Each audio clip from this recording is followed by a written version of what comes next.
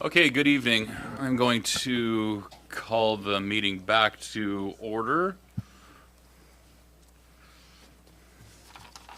And for those of you, we moved to a new format with our evening meeting, so we actually start the meeting at 4 o'clock in the afternoon and go through closed session items and then begin the public session of the meeting, the public portion of the meeting at 5:30, which it now is. And so we are going to start off, I'll look for a motion to add a business item to 12.2, report from in camera. 12.2 is a property matter that came out of the in-camera session. If it's the will of council, I'd like to see us add that business item under 12.2. Is there a motion? Councillor Jenkins has moved. Is there a second to the motion? Seconded by Councillor Roy. Any discussion or debate on the item? Okay, all those in favor? Okay, and Madam Secretary, it's unanimous vote. Okay, so 4.0 is adoption of the minutes. So we have 2 minutes to look at here. Are there any changes or additions to minutes from the November 12th regular meeting of council? Any changes? I'll look for a motion to adopt them as circulated. Moved by Councillor Carver, seconded by Deputy Mayor Charlton. All those in favor?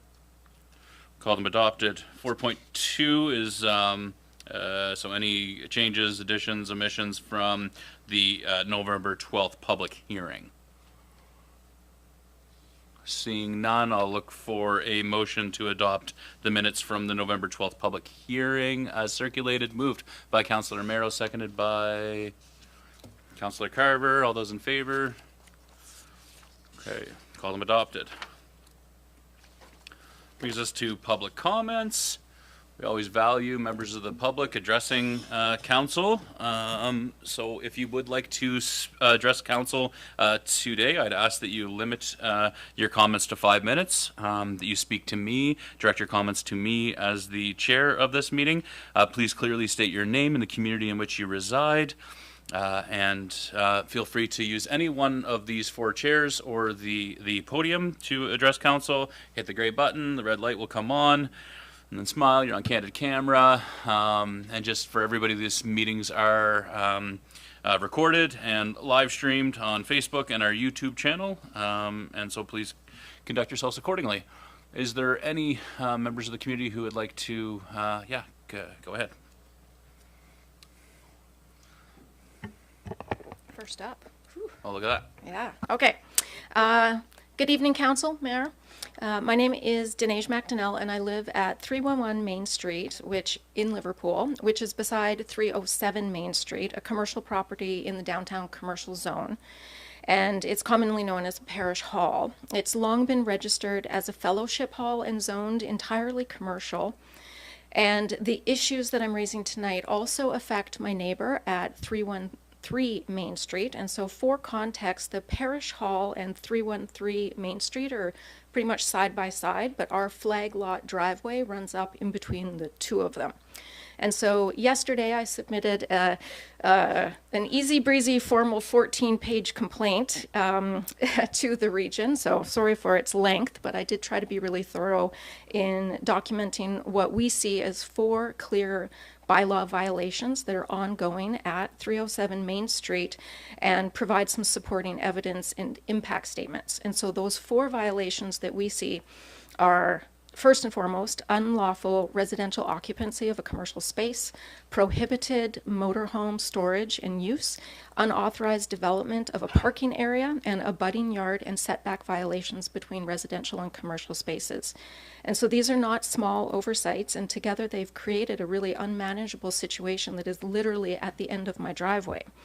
Now, we bought our home in June of 2024, which was shortly before 307 Main Street was sold to its new owners.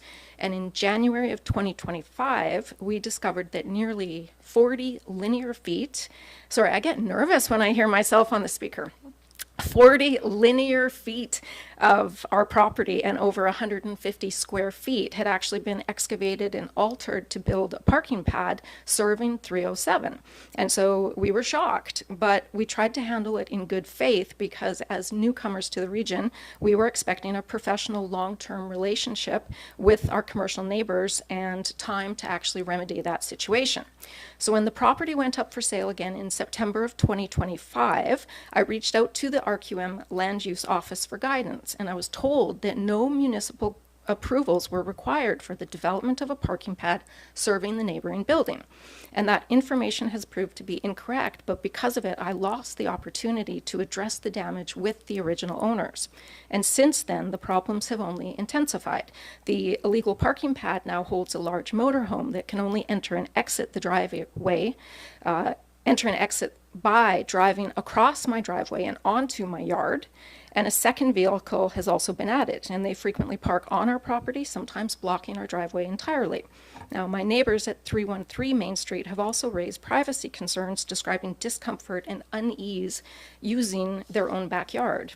So to be clear, there was never intended vehicle access to the rear of 307 Main, and the creation of this illegal pad has actually invited behavior that violates the deeded rights on my property. It's led to routine trespass, drainage and snow management issues, the loss of privacy buffer meant to exist between commercial and residential spaces. And so compounding those issues, the new owners have moved into the building full-time, despite its zoning for commercial use only, and the presence of residential activity in this commercial space has had immediate, direct, negative, and ongoing consequences for all of its residential neighbors. Now, this situation has been going on for months, and it's escalating. So in the absence of enforcement, more and more liberties are being taken at our expense. And so I do want to be clear that I'm not here because of a personal dispute with my neighbors. I'm here because the situation is worsening in plain sight, and the system that should be containing it has failed to act. So winter is only going to make this worse, which is part of why I'm here today. Access and egress will tighten, vehicle movement will become more restricted, drainage, snow storage, emergency access, which are all existing stresses, are going to be even further compromised. And each week that passes allows these behaviors to become more entrenched, making it harder to undo, both physically and the neighborly relations. So without timely enforcement, the impacts are going to continue to escalate and further erode the livability and safety of the affected properties. So I'm asking council to support a legal parking pad and to issue an order requiring the property owner to restore the site to lawful condition, including the removal of that pad and remediation of the encroached land that's been damaged. And despite these challenges that are created by these bylaw infractions, I do want to say that I welcome the new owners of 307 Main Street, and I do look forward to engaging with them in a proper commercial to residential neighborly relationship once compliance is achieved.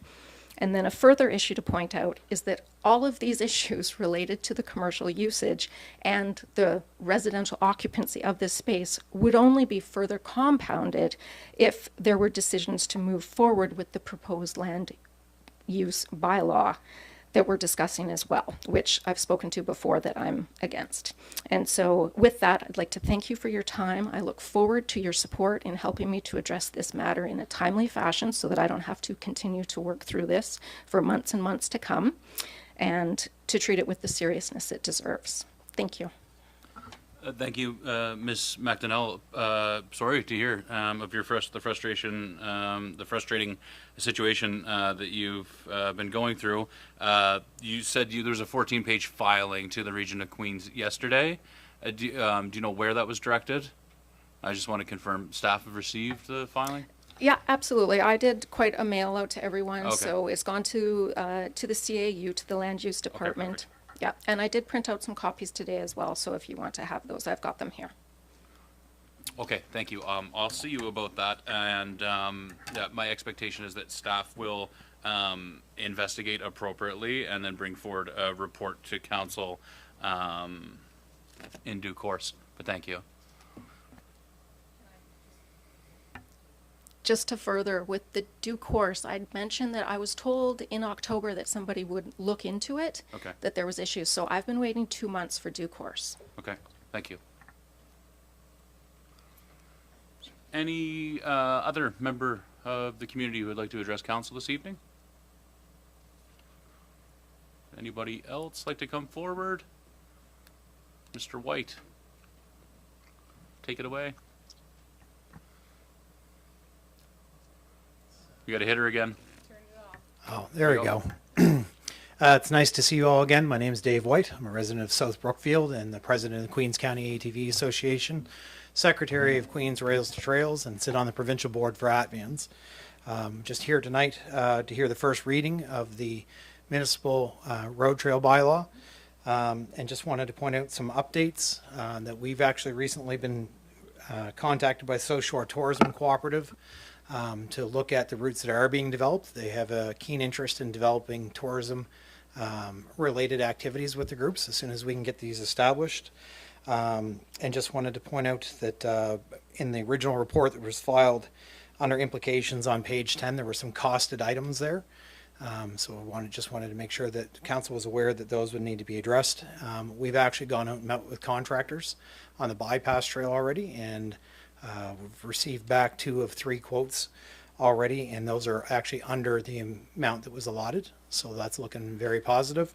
We've also been in there and flagged and had a look at what would need to be done, as well as we've got part of the signage information through to Mr. Lane, and I believe he actually got an email late this afternoon that had the second portion of that. So all the things that we've been asked to do, we've made sure we've got those, as well as continue, and we've gotten a lot of support. I think after the last time we were here and it was decided to send it for development of bylaw, within about 3 hours we had 5,000 views on the post related to that. So a lot of very positive support. So we just like to thank council again for the support in this. Look forward to answering any questions that may have come up, and we look forward to moving forward this evening and again at the first opportunity for a second reading. Thank you, Mr. White. Thank you for the update and for your ongoing work on that important project. Thank you. Anybody else like to address council this evening? I'll call one more time. Anyone else? Okay, thank you. So there are no delegations or presentations this evening.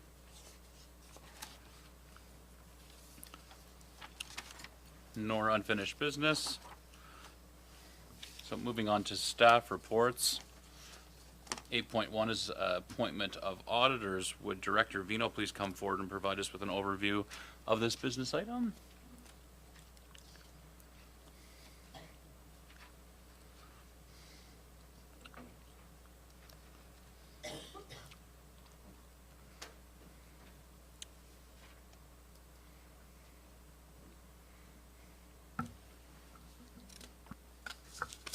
Good evening, Council. So the current agreement for audit services expired on March 31st, 2024. An request for proposal for audit services was posted to the Nova Scotia procurement website on October 10th, 2025. 2 respondents submitted responses. Doan Grant Thornton, who is the incumbent, and BDO Canada LLP. Responses were reviewed by the Audit and Internal Control Committee at the November 10th, 2025 meeting. The Audit Committee recommends that the Council appoint Doan Grant Thornton as the municipal auditor for the 25-26 fiscal year. Thank you, Director Vino. Any questions, Council? Any questions on the reports? Hearing none, I'll look for a motion as recommended that the Council of the Region of Queens Municipality appoint Doan Grant Thornton as municipal auditors for the 25-26 fiscal year. It's moved by Councillor Jenkins, seconded by Councillor Fancy. Any debate, discussion on the item? All those in favor? Motion is carried. Thank you, Director Vino. Lickety split, hey? Look at that. 8.2 is another appointment, this time for development officer, so I'll invite up Director McLeod to speak to that item, please.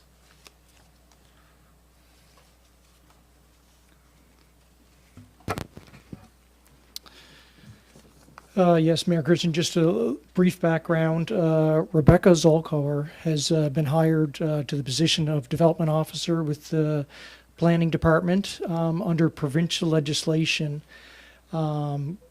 Council is required to formally appoint a person to the development officer position.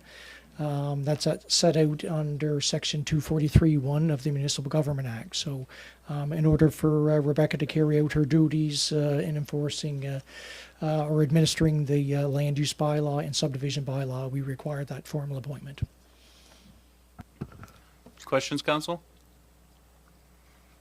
It's an odd little requirement, but so I'll look for a member of council to remove to move for the recommended motion that the Council Region of Queens Municipality appoint Rebecca Zolkauer as a development officer to administer the municipality's land use bylaw and subdivision bylaw. Moved by Councillor Jenkins, seconded by Councillor Carver. Debate or discussion? I think it's fantastic that we just keep hiring really talented people from Lunenburg County. We just keep it up. All those in favor? Carried. Thank you, Director McLeod. And welcome to Rebecca. Moving on to bylaws and policies. So 9.1 is the first reading of bylaw 28 on road trails designation. So I will ask that Mr. Lane please provide us some background information on this new proposed bylaw.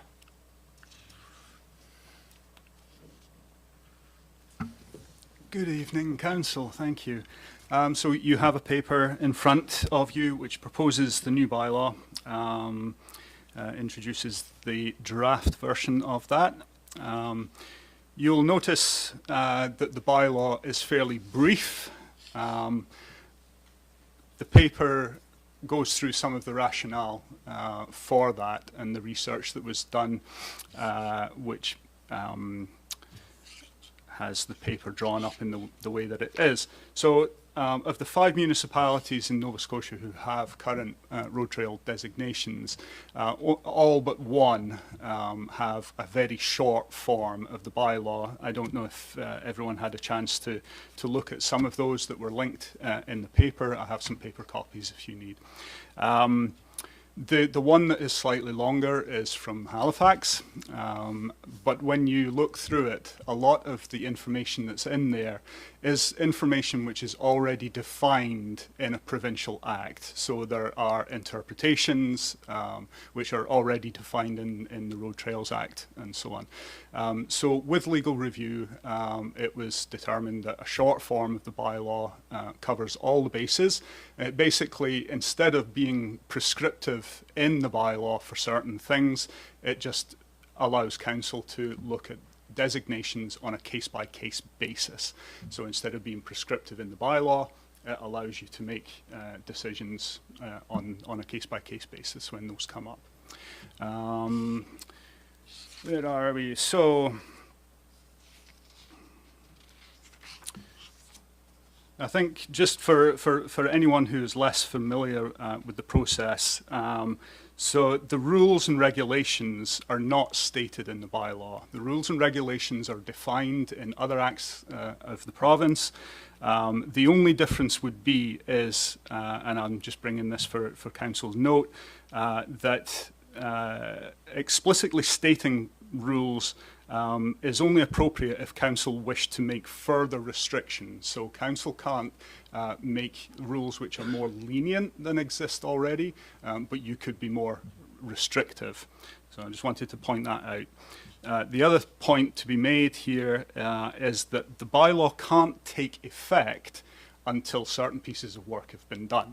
Okay, so we can't put the bylaw in effect until signage is up and for a little piece of trail connection is made. So there is a recommendation that the bylaw will be enacted if it passes first and second readings, of course, for February 1st, 2026. So in summary, just as outlined in the Road Trails Act, Section 5.2, designation of road trails, proposed routes and any future designation must be done through bylaw and bylaw amendment. And staff recommend that council introduce and read bylaw number 28, designation of road trails on municipal roadways. And I'll leave myself open for questions. Thanks, Mr. Lane. Any questions, council? Questions for Mr. Lane? So hearing none, I will look for a motion that the Council of the Region of Queens Municipality give first reading to bylaw number 28, designation of road trails on municipal roadways. A bylaw respecting the designation and regulation of road trails on municipal roadways within the Region of Queens Municipality. Moved by Councillor Wenzel, seconded by Councillor Roy. Everybody's keen to move. Any discussion on the business item? No, I'll just say thanks. Thanks again to everyone who contributed to the working group that has brought this project to the current place. Thanks very much. All those in favor? Motion is carried. Thanks again. Okay, 9.2 is respecting amendments to Administrative Policy 16 on building permit fees. So I'll ask that Director McLeod provide us with an overview of that item.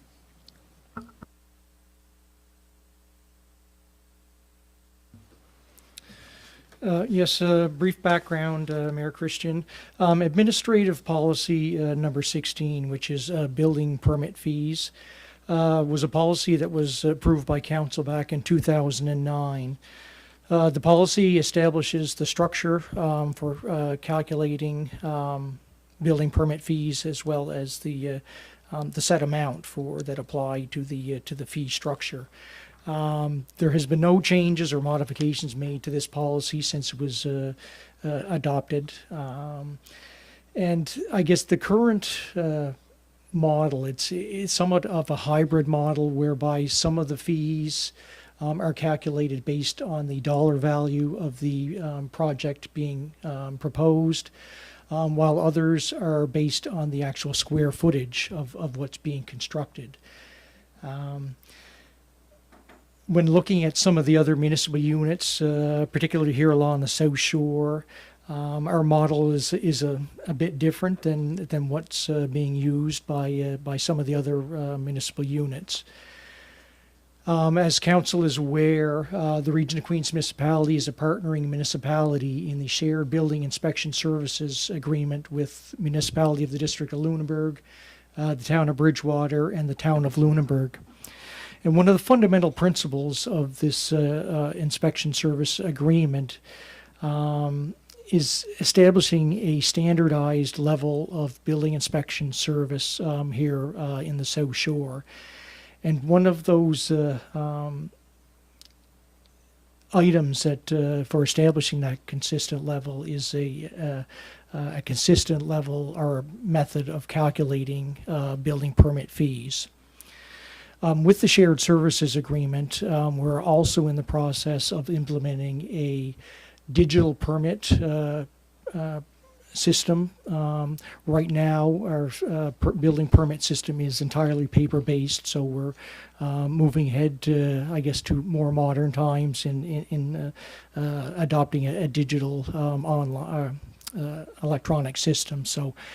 We've been working with a consultant who is creating the software for this digital system, and one of the things that's required for that system is a consistent method for calculating our fees.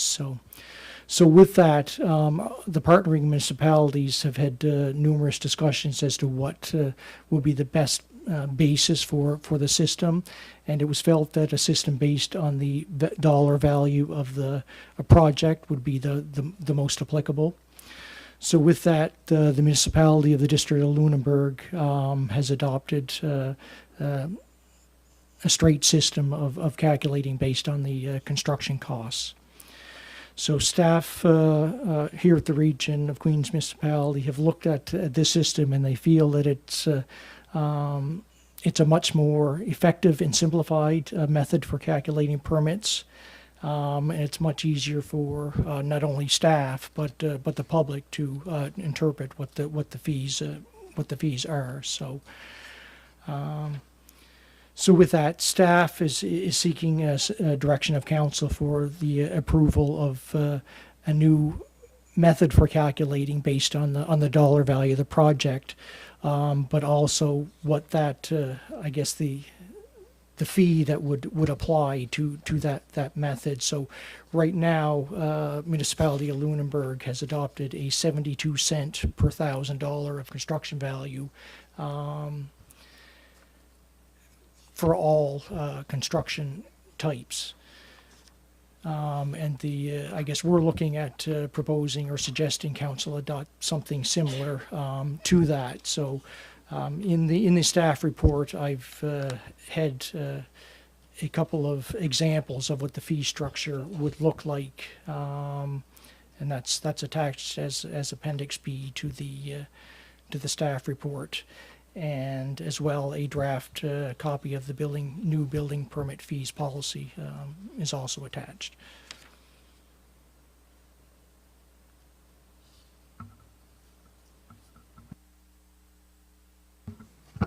Okay, thank you, Director McLeod. Questions? Questions on this report, council? Or the proposed policy? Deputy Mayor? Thank you. Director McLeod, I'm just wondering, in the proposed draft policy that's here, it references the 50 cents per $1,000 of construction value. I'm just wondering if you could speak to why that 50 cents is being proposed out of the potentials in the chart at this time. I guess that number was just put in there as essentially as a placeholder. I guess we were really looking for some direction of council as to what that number would be in some areas, because if we go to a system fully based on the dollar value, it's hard to relate apples to apples with I guess what we have for the current system, because for some things is based on the dollar value, but others is based on square footage. So, but just to give you an idea, if you look on page 10 of the staff report, where we have some examples of what the current, I guess an example of what the current fee structure would be, which is in the first pink column, based on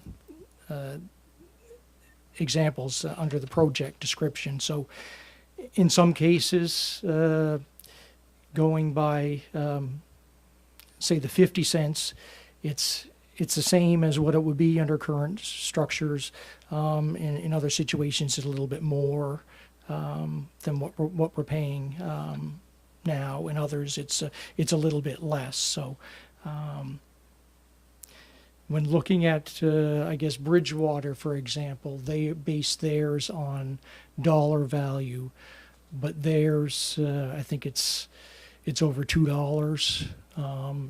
It's okay, $3, yeah. So it's significantly more. But it's, I guess, it's been discussion with council in the past as to looking at the fees and are they increasing the fees? I guess there has been some reluctance of councils in the past to increase the fees as a potential deterrent for development. But I think, as you can see in the chart that has been prepared at either like 50 cents, 60 cents, or 70 cents, I guess the changes across the board would not be significant from what's currently paid now, but in some areas it is, in other areas it's not. And my last question is, I'm just wondering if you could speak to development permits. I'm just wondering why those fees are not addressed as part of this policy, and if you could comment about that. Development permits, I guess they're not included as part of this policy. This is strictly dealing with building permit fees, but that's potentially something that council can look at as part of the overall fees for municipal services. Right now, the fees that are being charged, I guess, don't come close to covering, I guess, the costs for providing those services. But I guess that's not, I guess, council's decision in the past, that's not why why we have those fees as far as revenue generating. So, but that's we do have a separate policy that deals with building development permit applications. So.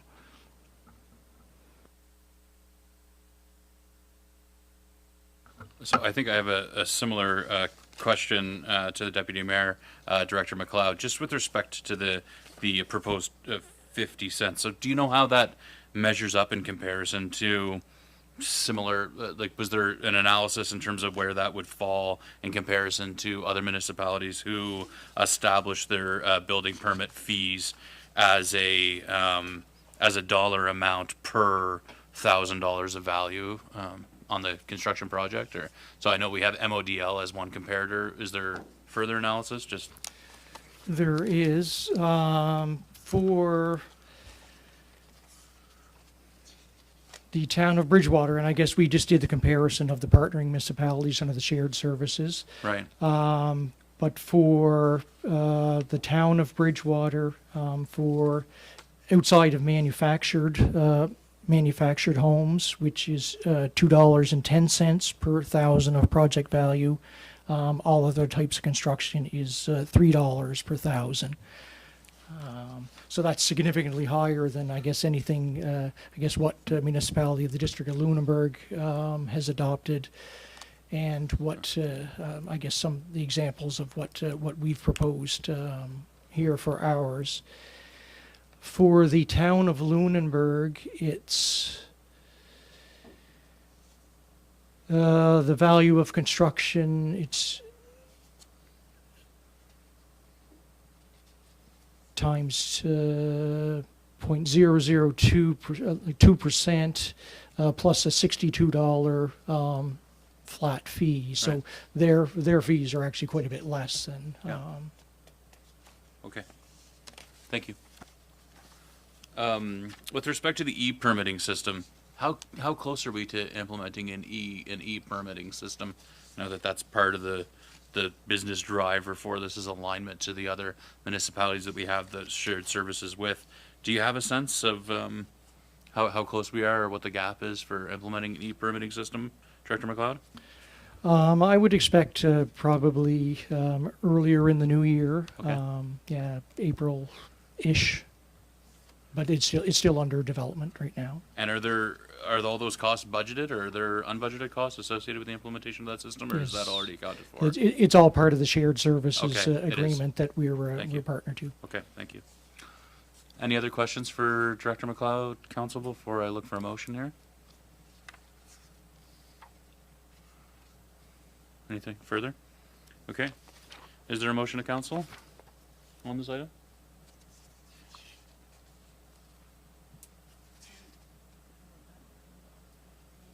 Okay. I mean, there are a few options here, Deputy Mayor.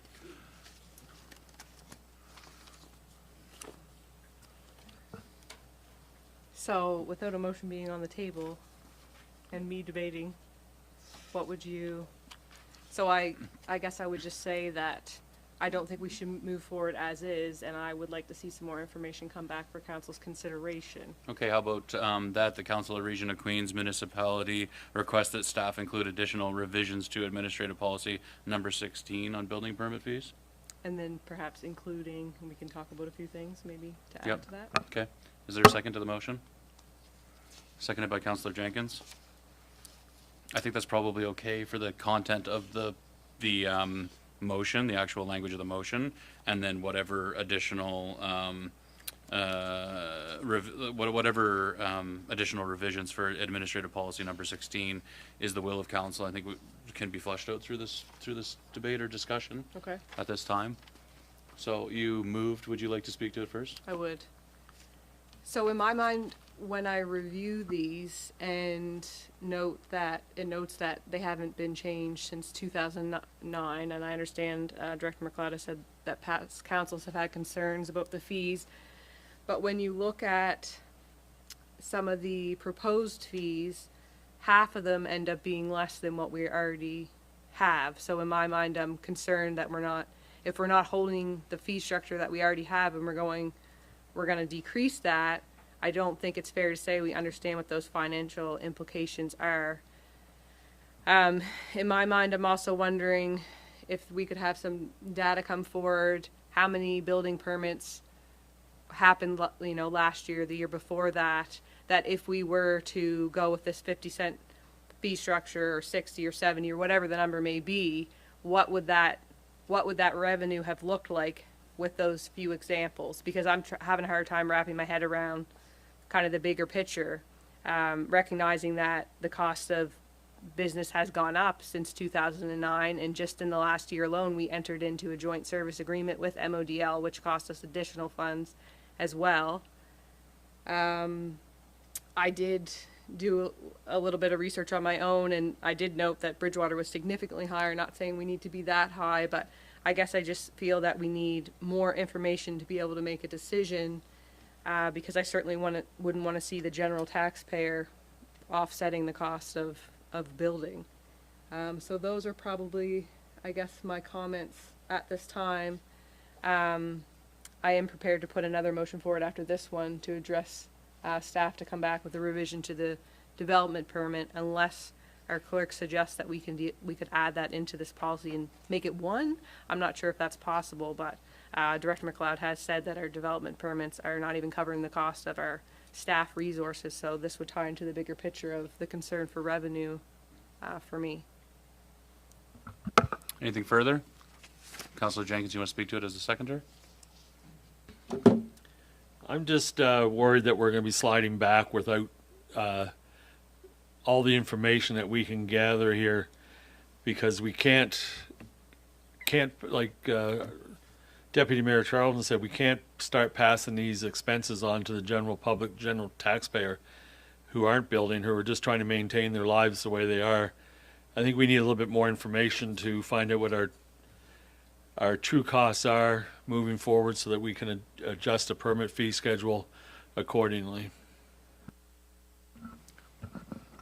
Anything further, council? Further debate or discussion? Okay.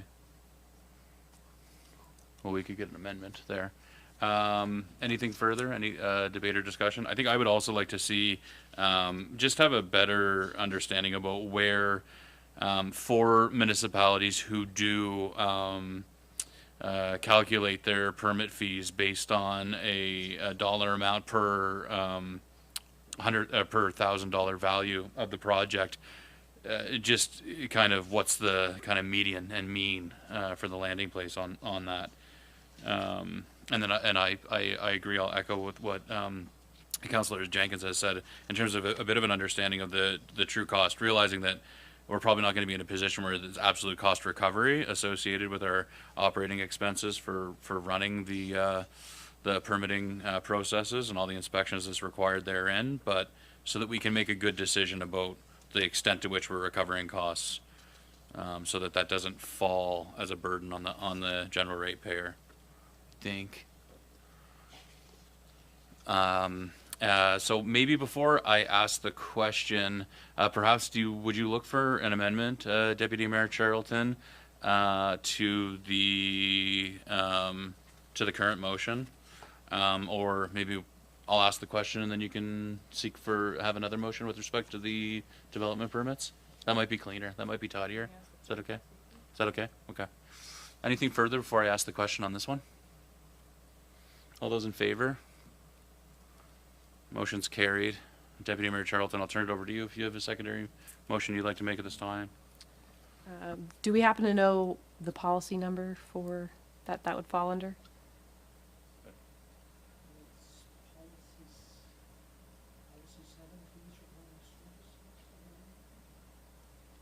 Policy 7, it sounds like. Okay. I move to direct staff to bring back a report to address the fees in policy 7. Does that cover it? Yeah, with respect to development permits. And there are other fees associated with that as well, or? Fees for planning So services. policy 7, fees for planning services. Good? Is there a second to the motion? Seconded by Councillor Jenkins. Debate, discussion? I think I agree. If we're going to update the building permit approach, why don't we just look at all the fee structures for the planning services? Yeah, right. Yeah. Anything further? All those in favor? Motion's carried. Thanks very much, Director McLeod.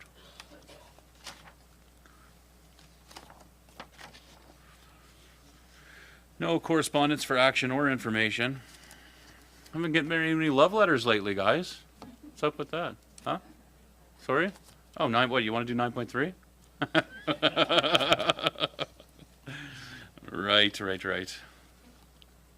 That's an important one. Thank you.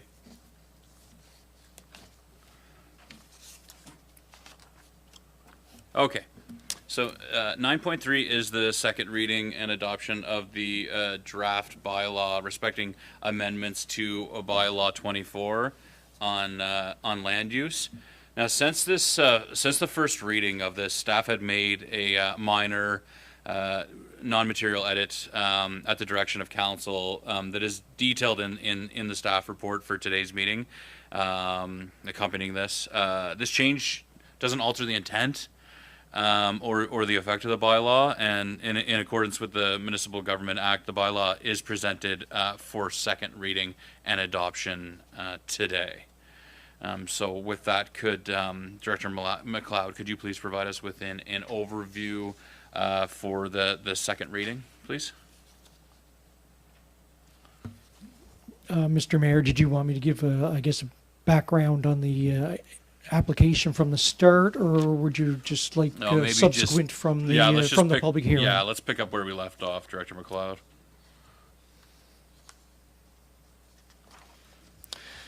So I guess as a result of the last council meeting and the public hearing, staff have sought input from the municipal solicitor respecting the inclusion of subclause 6 on the draft of 17.2.1, which has to do with our legal authority to impose provisions on the owner of a property or property management to occupy space within the proposed commercial frontage. It was our solicitor's opinion that there was no authority under the Municipal Government Act to enable this provision, and that the land use bylaw is, as its name suggests, is intended to regulate the use of land and not people or users. So with that, there are several options presented for council's consideration for tonight.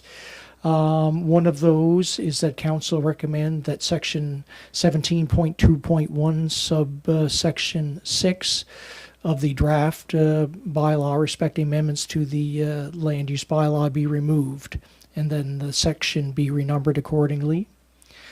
And then council can give second reading to the bylaw respecting those amendments. Or council can make a modest amendment to the wording of what was originally proposed on subclause 6 to read, ground floor commercial uses fronting on the street shall not be occupied as office space for property management.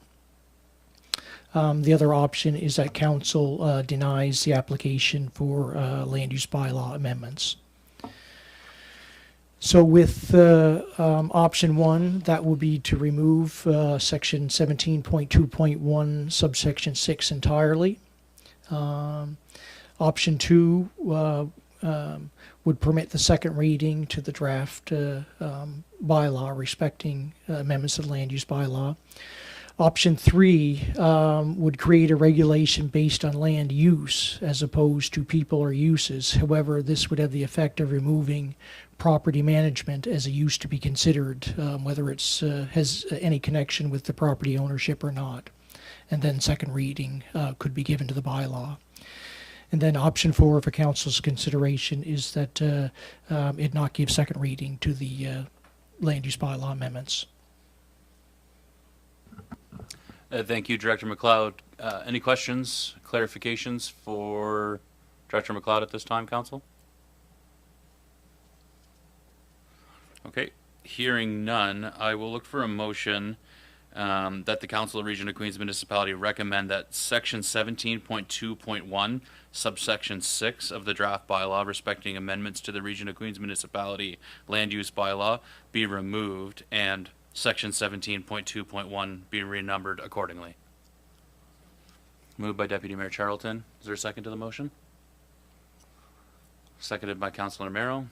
Deputy Mayor, would you like to speak to it?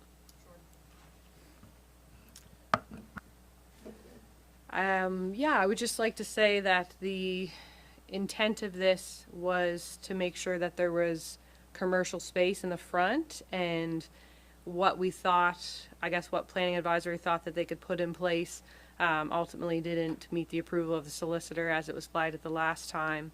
And we're not looking to limit office space or anything like that. Those are all proper uses in a commercial zone, and so with what the solicitor said, I'm comfortable with this, and if anyone has any questions about that, let me know. Any further discussion, council? Further debate? Is there anybody who's intending to vote against removal of the subsection as articulated in the motion? A point of order. Go ahead. Just on a point of order, because I'm not really clear on what I'm voting on. Okay. And as a point of order also, I'm not really clear on how I was going to vote all day. I have talked to some residents and some business owners, and I do understand the aspect of maintaining commercial space.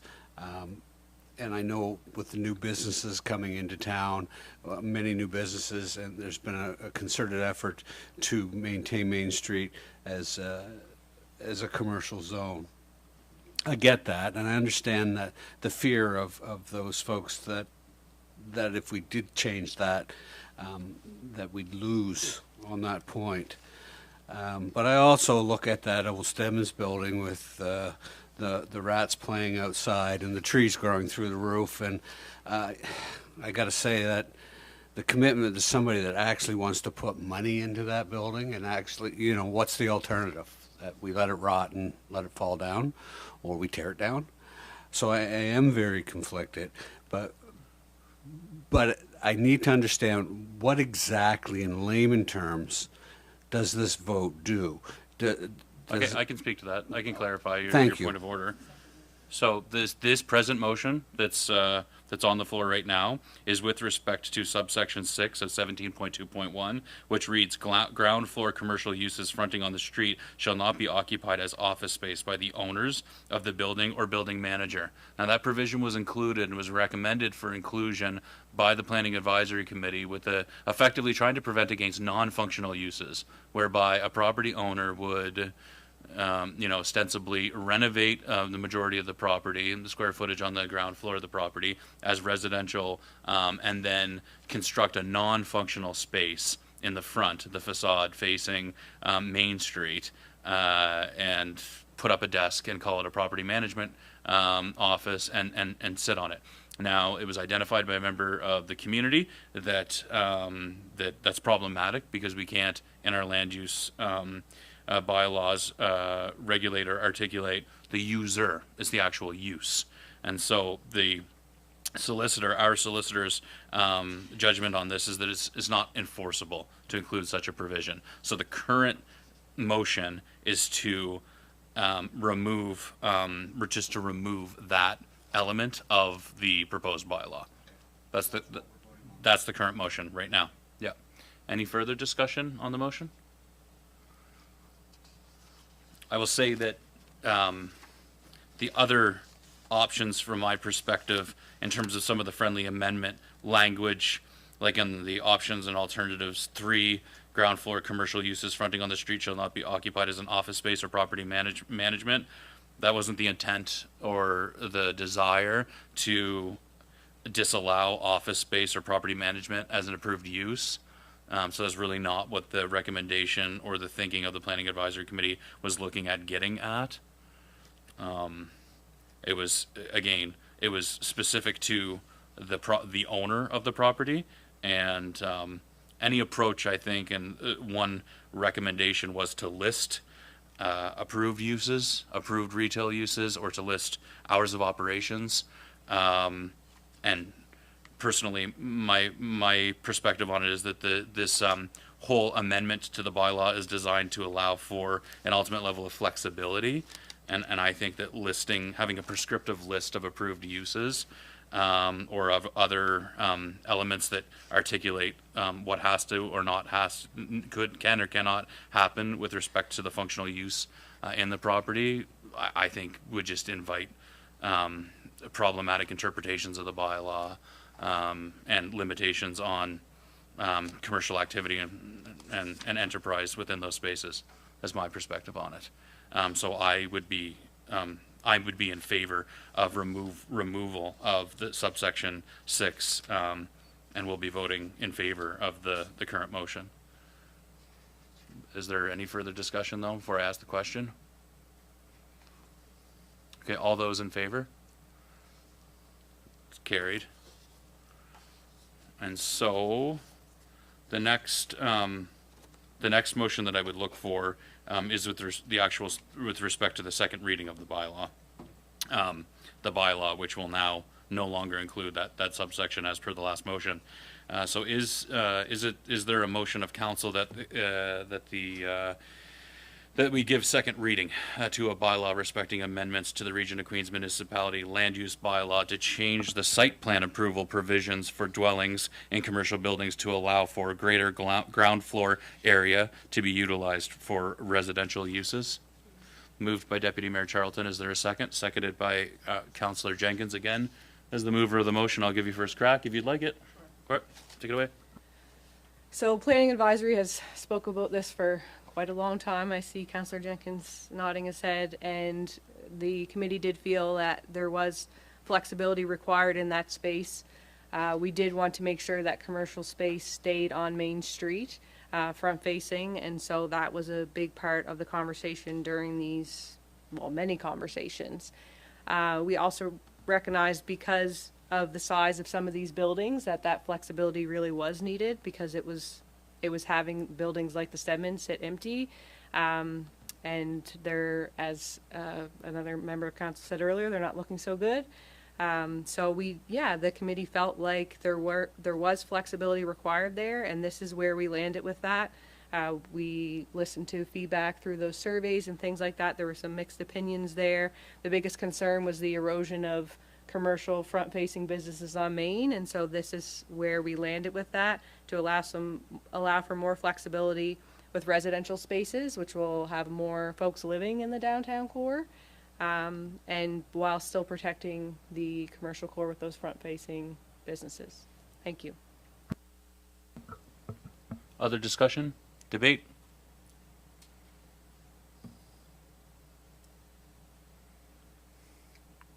Anything further, council? I just, okay, hearing no further discussion, I will, I'll speak to it. From my perspective, so we've heard a range of opinions and perspectives. We've heard various reservations with respect to this amendment to the bylaw for the downtown commercial zone articulated, and I thank all of you who have articulated those reservations. And I appreciate your engagement.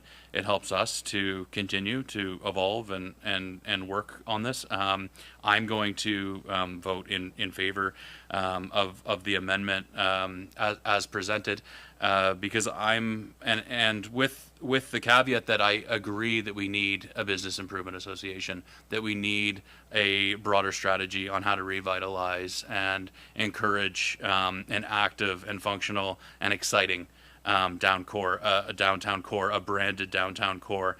And this is an inexact thing and an imperfect thing.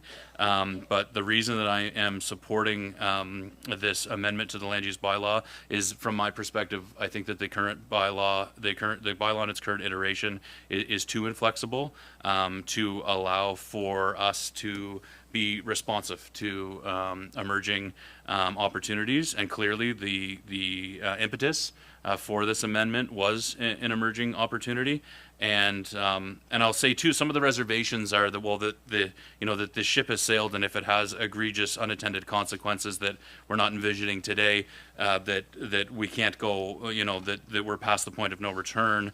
But I would contend that as we continue to explore what we want the downtown to look like, and as we watch what if this passes, what an amended bylaw looks like, and what sort of activity it stimulates in the downtown core, or fails to do so, that we always have the opportunity to amend the bylaw again to align better to where we're headed and what direction. I think it's important that we as an organization respond to the shifting landscape and emerging opportunities in our community. And so that's why I'm going to vote in favor of the proposed amendment to the land use bylaw. And I just thank Deputy Mayor Charlton for her leadership as the chair of the Planning Advisory Committee, as well as the other members of council who sit on that committee, as well as the staff who have contributed a great deal to advancing this file, and the members of public, certainly last but not least, the members of public who contribute their perspectives and time to the work of the Planning Advisory Committee. Any further discussion or debate before I ask the question? Okay, all those in favor? Okay, motion is carried.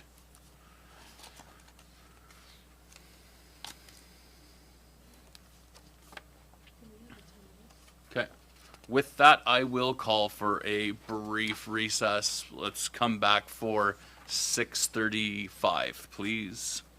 Thank you.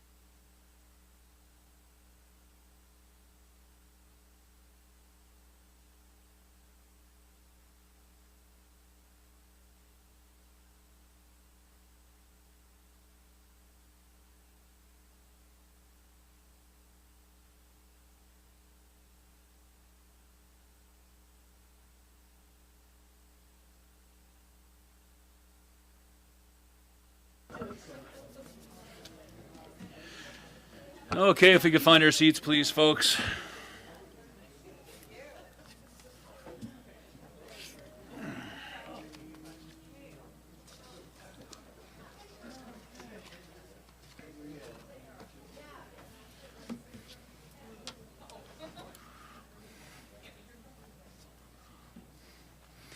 Okay, so we had two property matters come out of in camera, which are now prepared for discussion and determination in open council.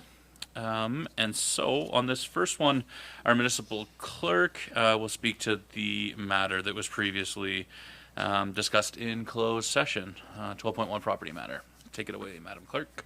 Thank you, Mr. Mayor. So during the in-camera session earlier in tonight's meeting, Council received a staff report concerning the property at 89 Main Street in Liverpool, identified as PID 700253774. Council reviewed background information related to the fire and subsequent cleanup, the outstanding charges owed to the municipality, the appraisal and survey work completed, and the legislative authority that permits a municipality to expropriate land. Council also discussed staff's recommendation to proceed with the expropriation of the property in order to support future intersection improvements at Main and School Streets, and confirmed that the property owner was provided notice of this meeting and offered the opportunity to appear before council today. Council is now prepared to consider this matter in open session. Thank you very much. Madam Clerk, is said property owner present this evening? And would they like to? No, they are not. Great. Thanks for that summary. So I'll now make the motion and open it up for debate. All looking for a motion that the Council of Region of Queens Municipality authorizes, approves, and directs the expropriation for the municipality of property identified as PID 700253774, located at 89 Main Street in Liverpool, and that the municipality shall cause to be deposited with the Registrar of Deeds the required expropriation documents, including a certified copy of this resolution and attached schedules, and shall take such other actions as may be required to expropriate the lands. Moved by Councillor Wenzel, seconded by Deputy Mayor Charlton. Councillor Wenzel, do you want to speak to it?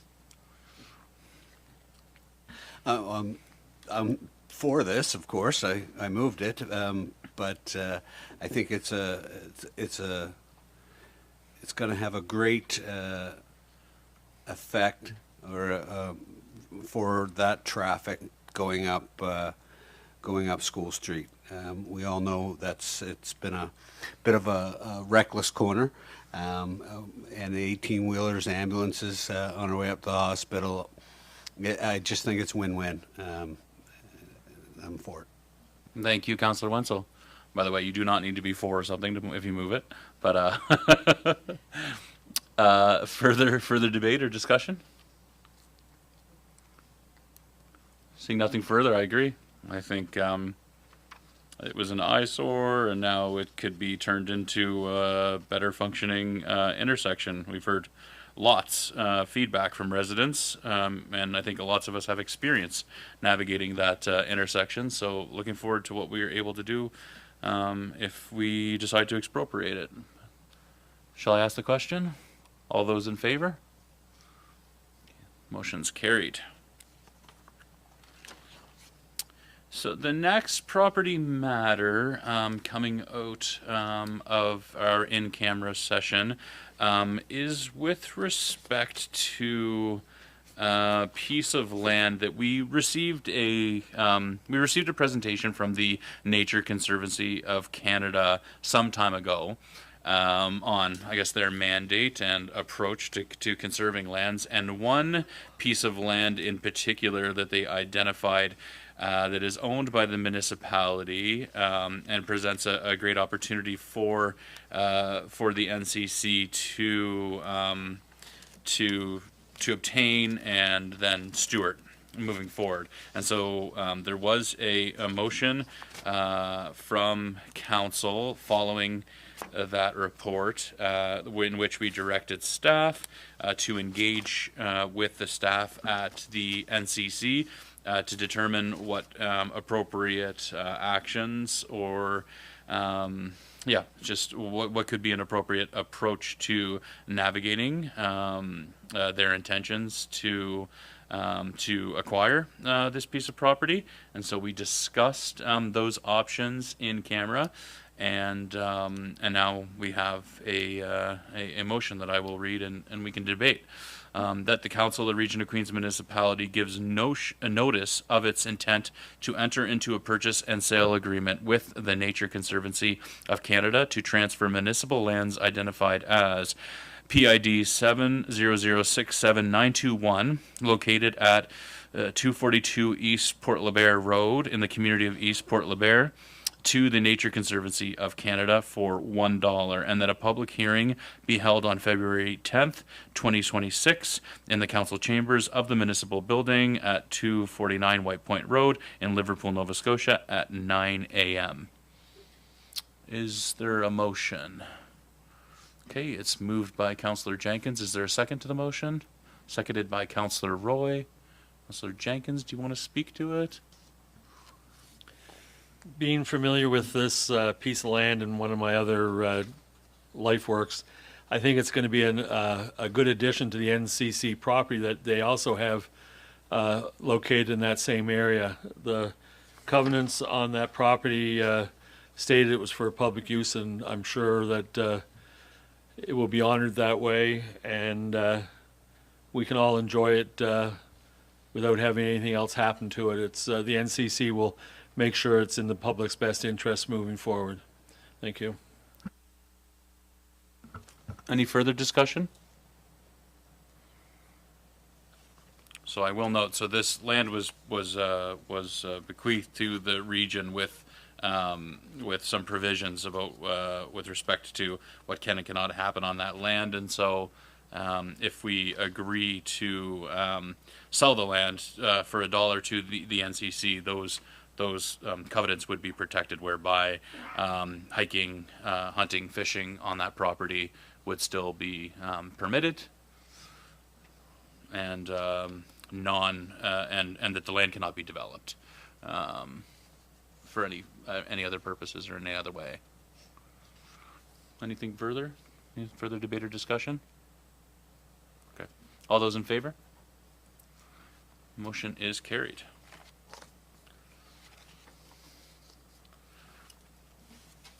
It's kind of fun. That's the first time we've used our report from in camera. So with this new format to our meetings. I'm just going to provide a really quick and brief mayor's report. A few things I want to highlight that occurred in the time between today and our last meeting of council. November 15th, I was excited to join many members of our community, members of the ATVANS, the Queens County ATVANS, the ATV Association in Nova Scotia, for their Ted Foster Memorial off-highway vehicle run.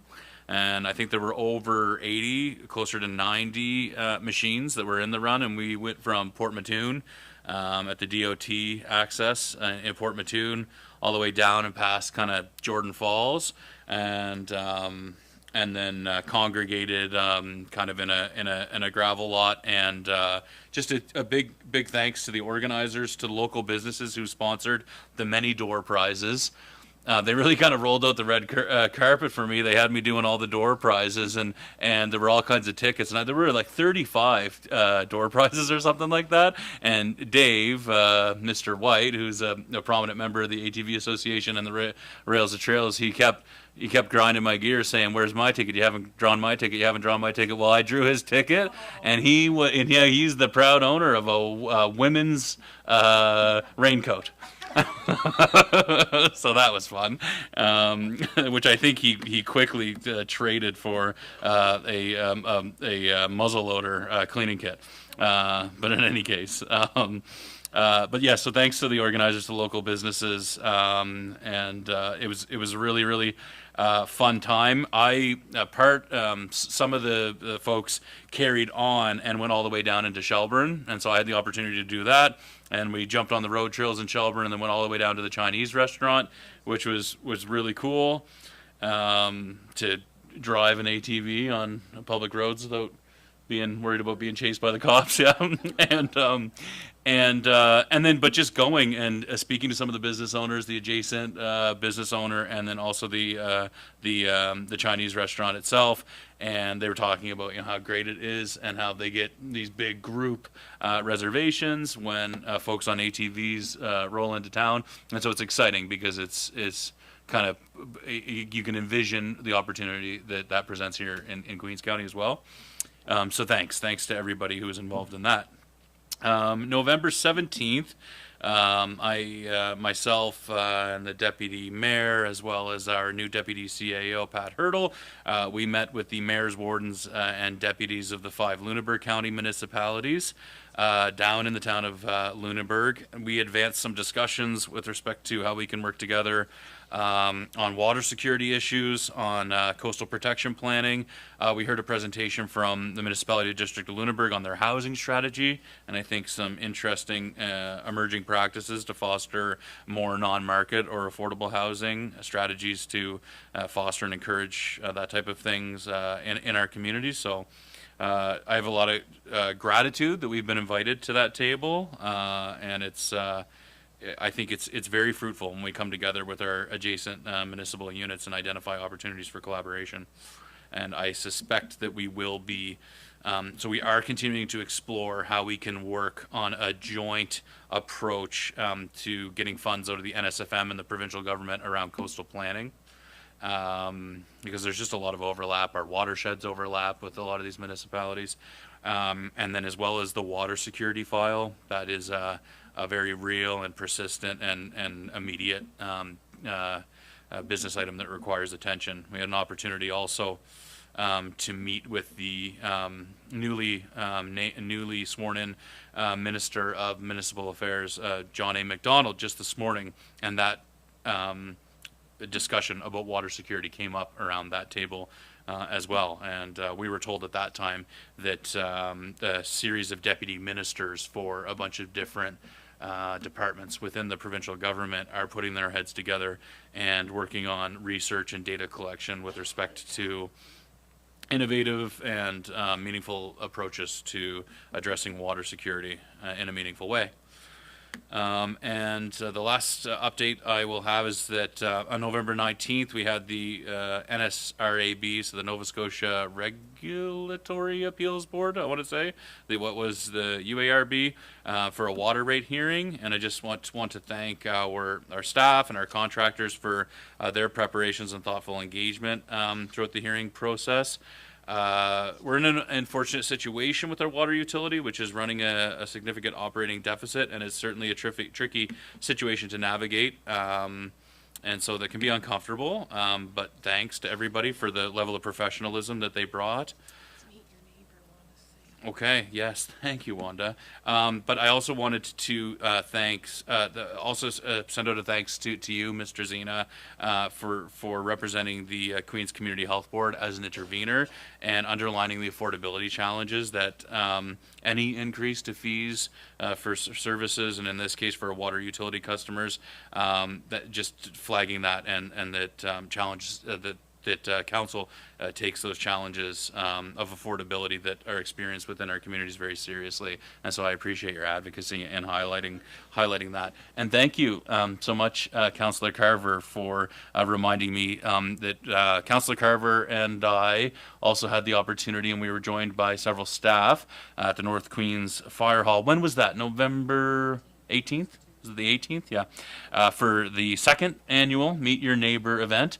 And so it was great. Councillor Carver and I had sang a couple ditties, a nice little duet there, and we ate lots and lots of food at the. And you know what? It was there were loads of people out, and I think I spoke to no fewer than 10 people who were new to the community.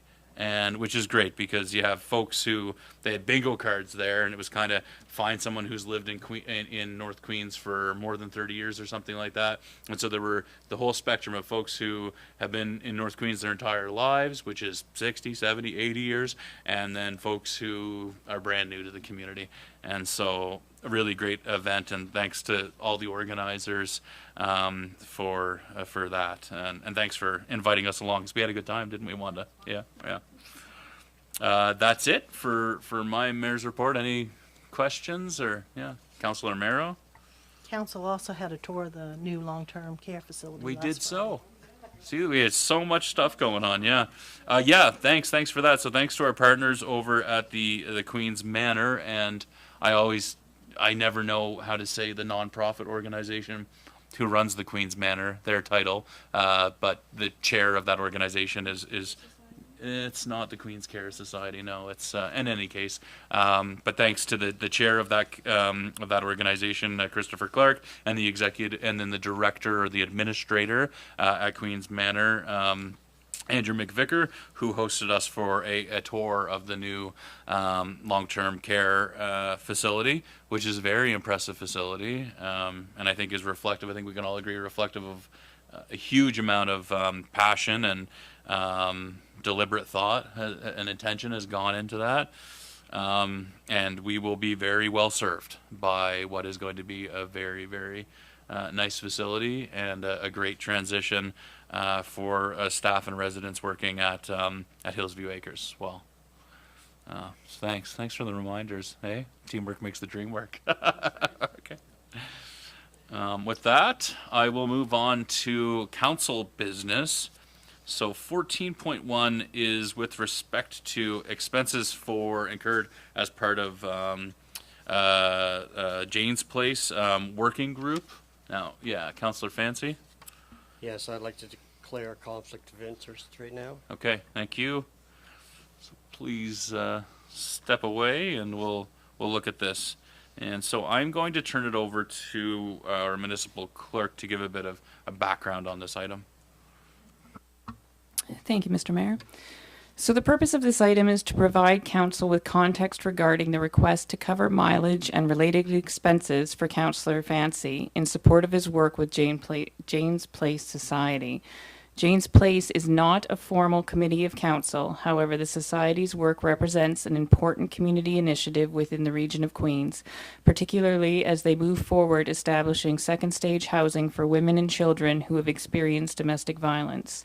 Councillor Fancy has been actively engaged with the Society and will continue to commit a significant amount of time and effort as the project advances.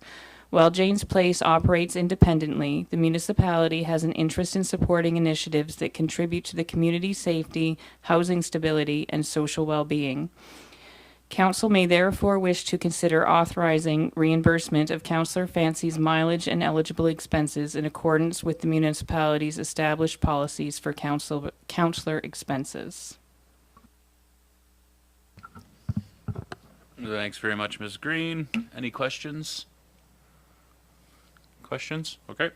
Hearing none, I will look for a motion that we can debate. I have one prepared that the Council of Region of Queens Municipality approve the reimbursement of eligible expenses incurred by Councillor Fancy in relation to his service on the Jane's Place Society Board of Directors in accordance with the municipality's established policies for councillor expenses.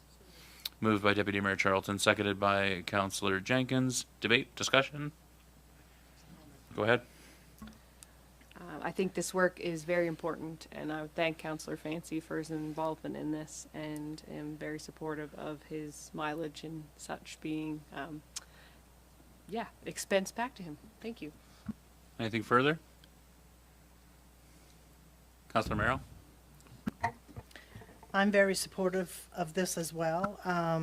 We've brought our strategic planning to our town hall session, and this was one of our priorities was community wellness, and I think this fits right into it.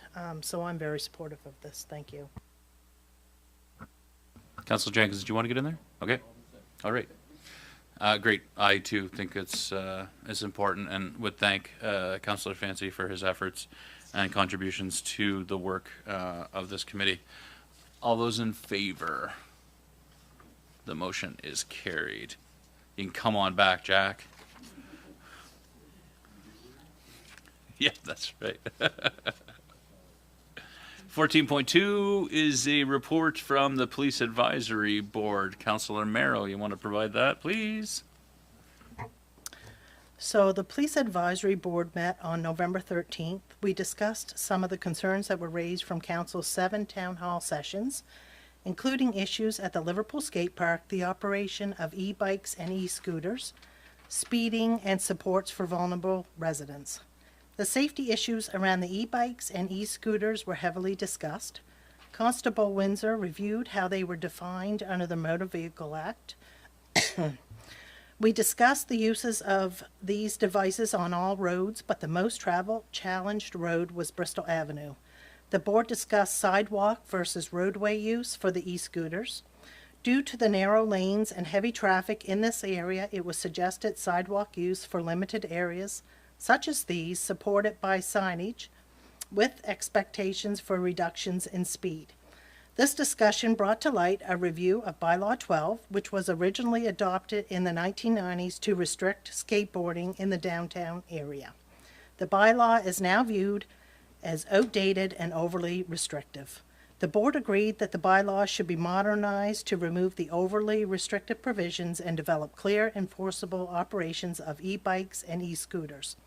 We also discussed the speeding concerns in and around Queens County, as this was a concern at the majority of the town hall sessions. A letter was distributed to the board members from David Brown concerning ATV use and speeding concerns in the LaBelle area as well. Constable Windsor reported that the Traffic Services Unit has been deployed within Queens County more frequently, and targeted enforcement projects are underway, including planned operations in North Queens. These efforts are intended to enhance the safety and improve the visibility of traffic enforcement across the region. We also discussed vulnerable residents, as this was brought up at the town hall meeting in North Queens. Constable Windsor explained that RCMP conduct wellness checks when concerns are reported. However, these checks are reactive and do not prevent situations where individuals may go unnoticed for extended periods of time. Director Grant then reviewed the background and current use of the speed radar signs. He noted that council approved 3 units in 2023 with the intention of rotating them throughout Queens County, but the program has proven to be resource intensive and constrained by the provincial requirements for advance approval on provincial roads. As a result, these devices have been primarily used in Liverpool. Members discussed the requirement of time from staff to maintain these signs. However, they are very useful for gathering data to identify genuine speeding hotspots and to guide the RCMP enforcement. He outlined 3 options for the programming going forward, and the board felt the radar signs were an important part of enforcement, so they suggested to present a motion to council to modify the existing signs to solar, and perhaps for council to consider adding a couple more at budget time, and put those in potentially fixed areas such as school zones and other high priority areas. Lastly, we discussed Carter's Beach. An update from Public Works confirmed that no parking signs are posted along the northern side of Carter's Beach Road, and that updated tow-away tabs will be installed over the winter for the 2026 season. Constable Windsor noted that added signage does not cover the entire road. The board agreed that Public Works' response does not fully cover the safety concerns, and they will invite the district director to a future meeting for more discussions. So with that report, I would like to make a few motions, please. Okay. Okay. Ready? I move that the Council of Region of Queens Municipality direct staff to research and present options for updating Bylaw 12, prohibiting certain activities, including the removal of overly restrictive provisions related to skateboarding and the development of clear enforceable provisions regarding operation of e-bikes and e-scooters as recommended by the Police Advisory Board, and that the resulting options and proposed amendments be brought back to the Police Advisory Board for review prior to being forwarded to council. Thank you, Councillor Merrill. This motion is seconded by Deputy Mayor Charlton. Debate, discussion on the motion? Go ahead, Councillor Wenzel. Councillor Romero, when they say overly restrictive provisions related to skateboarding, so loosening restriction, is that what they mean? That it's over restrictive now? What's the deal there? There is to be no skateboarding in the downtown area right now, according to the policy. According to the policy, there's no skateboarding allowed in downtown, right? By the bylaw. So does that include the e-boards and the e-bikes, or is it just strictly skateboarding? We don't know. Yeah, that's from the 90s, so those weren't around at the time. Well, in the 90s, you weren't even allowed to hang around in Main Street, so I understand. So, yeah, you were loitering. Further debate or discussion? Go ahead, Deputy Mayor.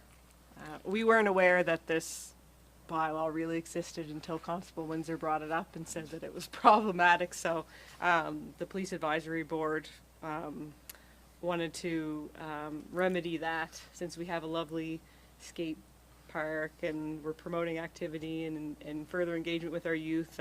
So that doesn't jive with the council of the day.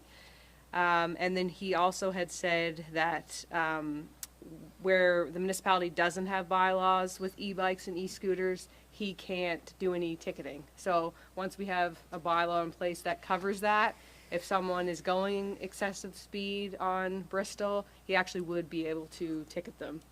So this part is essential to being able to enforce that, because right now I think the only thing that he can enforce is under the Motor Vehicle Act. And so it's proven to be a big issue. I know he had mentioned he's been at our local schools giving like some education and things, because there are certain bikes that actually would require like a proper helmet and things like that. And there were some youth in our community who had them that didn't really realize, and so he's done some education with that, and they're not permitted on the road. And it's my understanding from what he shared with the committee that they're no longer there, because I think there were a few fines issued, but that was the limitation from the RCMP, is they could only deal with those, hence why this is being brought forward. Thank you, Deputy Mayor. Any further debate or discussion on the motion? Okay, I'll ask the question. All those in favor? Motion's carried. And there's a second motion you'd like to present?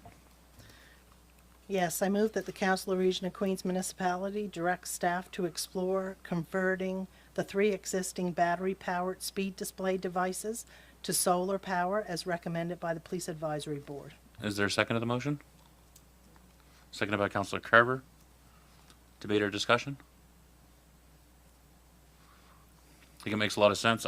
It's great to hear that there's the opportunity that there's a potential to convert those to solar, because my understanding is that the replacement of the batteries is an ongoing draw on our resources. So, yeah, go ahead. When our previous council had funded these, it was the hope that they could be moved around every 2 weeks, but the resources it takes to do that has proven to be really challenging. And we've had residents request them on roads that aren't within the town of Liverpool, so then they would require provincial approval, which takes months to get, is my understanding. And so I know that it has been updated on our website that you can no longer fill out a form to request one, because there had been, I think, still residents asking for them, and we can't meet those demands. And so I think it's important to be able to change these to solar, so that our staff aren't going out every 2 weeks to change a battery. Certainly as a previous council member, I didn't understand, I wasn't aware that we were getting battery ones. I think we all thought we were getting solar, but that wasn't the case. So I'm glad that they can be switched, and I think we should talk about potential for some other ones in addition at budget. Thank you. Great, thanks. Anything further? Councillor Fancy? I see where it was brought forward that be able to move the signs around. And of course, we're restrictive in a lot of ways to the town of Liverpool. And the places where really they need to be, we can't use them. They're almost become obsolete to us because they're just on town limits when everybody's slowing down. Not so. There's some provincial regulations you talked about. Is that something that they have can get that moved on? Actually, can we bring Director Grant? Because he has all the information on that. If you're comfortable, Director Granter, we can ask that you speak to it at a later date. I missed the question, sorry. Okay, just with respect to what process would be required to set out the speed display devices outside of town limits. So any area that's under provincial jurisdiction requires an application to the Provincial Department of Public Works. They'd like 3 months advance notification. They don't want us moving them any more than, I think, once in a 2-month period. They provided the criteria for it, but it is kind of a long, drawn-out process where the signs are mounted more in a permanent state as opposed to a temporary state where we were hoping to move them from place to place, community to community. So I guess it's council's wish to see them permanently installed. We can identify those locations and work with the province to have permanent approval for the installation. Thank you, Director Grant. Does that satisfy your what you were looking for there, Councilor Fancy? Yeah, I see what you're saying though, is that to make the application, they don't want to move them every 2 or 3 months. They want to be in a stationary spot, but also too they want them to be in a permanent spot, right? Is this what I'm getting from you? Well, the whole idea, I think, somewhat is we wanted to try to find different areas so we could be able to catch where speeding was, that we could be able to work with the RCMP, and if they're just in permanent spots, we're only going to catch select areas. But is that something that can be done or not? So you're correct. I think initially the goal was to move them from location to location and to try to get those metrics around how motorist behavior was and relay that to the police. Ultimately, that's not the result of what we've identified now, having gone through it for a few months last year and a little bit over the winter. So they did encourage us to apply for location with permanent installation, but not to rely on them for means of tracking down problem zones for police enforcement, essentially. Thanks, Director Grant. Yes, I think it would be. I think I agree. It would be great for this to come back at budget to look at the purchase of a pool of devices that will be appropriate to have around the county. Any further debate or discussion on the motion that's on the floor present? I'll ask the question. All those in favor? Motion's carried. And you have one last motion. The police advisory board was busy, huh? Yes, yes, I do. I move the Council of Region of Queens Municipality direct staff to investigate traffic calming options for Liverpool as recommended by the Police Advisory Board. Is there a second to the motion? Seconded by Deputy Mayor Charlton. Discussion? Yes. What exactly are traffic calming options? Drugs? Well, we do need some signage, definitely, especially for the e-bikes and the e-scooters. As far as, can I say, calming the speed on the sidewalks that everybody's been complaining about at the town hall sessions. Yes. Well, I agree. A lot of people have been complaining about not just the speed, though. It's the inattentiveness, not following the rules of the road, faces buried in their phones while they're on their e-bikes and their e-scooters. But I think when I think traffic calming, I also think speed bumps, stop sign ahead for when we talk about down Main Street where you're going to the fort, or what we're going to do at Cameron's Corner. Would all that kind of thing, like speed bumps, lighting of crosswalks, would that all be traffic calming options? that is my hope, that they bring back all kinds of options for us to look at. Okay, anything further, council? Go ahead, Deputy Mayor. We did discuss speed bumps at the police advisory board, but as council can't direct the traffic authority, that's why this motion says to look at traffic calming options, and they're not specific. Because as we know, we could think it's a great idea, but it might not jive with what they're allowed to do or what the traffic authority is willing to recommend. So there will be lots of things looked at, but what those specific things are, we're not quite sure at this time. Anything further? Okay, if I call the question, all those in favor?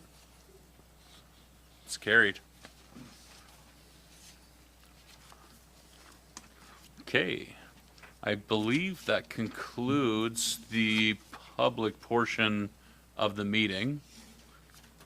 Unless staff inform me otherwise, I think. Yep. Okay. Yep. So I will look for a motion to return to in camera at this point. Moved by Councillor Roy, seconded by Councillor Jenkins. We will move to closed session. Thanks very much, folks.